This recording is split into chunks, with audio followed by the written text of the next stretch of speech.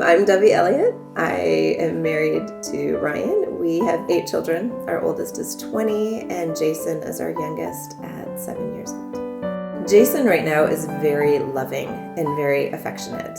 He is exuberant and things excite him. He's not a laid-back child, so that gets really exciting to see his enthusiasm just about different things. One of our favorite memories of him is when we were discussing at the table birthdays, and he asked when he was born, and I figured it out, and I said, I think you were born on a Saturday. And he said, no, the day.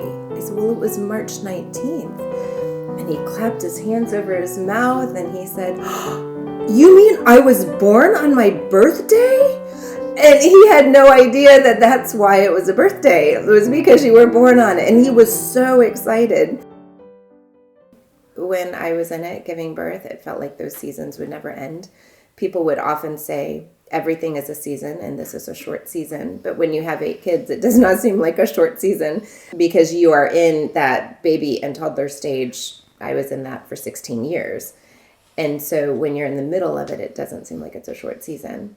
But now that we're coming out of it and I realize there's a lot of life ahead, it was a short season. Even with a large family, it was a very short season. So I regret that I didn't enjoy it as much with my older kids, but I also feel like that's very typical.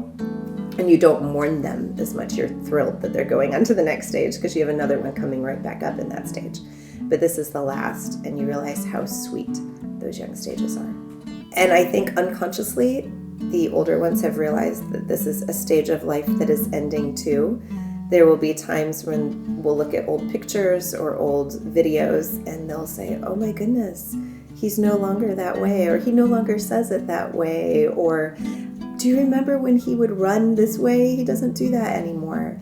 So they have had a little bit of a sense of sadness over losing Jason's childhood, his babyhood.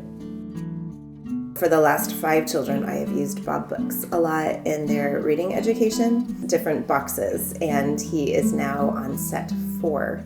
So we have just retired 3 sets of Bob books, and each time we finish one up, I'll say to him, this is really sad, buddy, you're my last kid to go through this. And he'll give me a hug and rub my back and say, it's okay.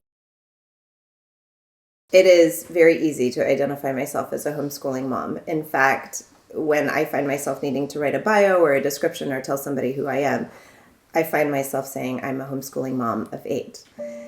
And I've started to think a lot about that. Is homeschool actually my identity? Obviously, my identity is in Christ. Homeschooling is a job that I have, as is being a mom. But a mom is a relational thing. So a lot of people define themselves by their jobs. And I think a lot of people struggle with that. When a job ends or they retire or they switch paths, they struggle with that. I have about 10 years left with him. So I guess in all, it would be about 30 years of schooling, maybe 25. But that gives me about another 15 to 20 years that I would have as a working adult. So yes, it is part of an identity. And so that is a struggle that would be unique, I think, to homeschooling moms. But I think there's a lot of opportunities to get involved in the homeschool community. There's a lot of organizations that you could get involved in, state organizations, local organizations. So if that's something that I or others still feel passionately about, I believe there's plenty of places that we could serve. So it is part of my identity, and it probably always will be. That's what I anticipate.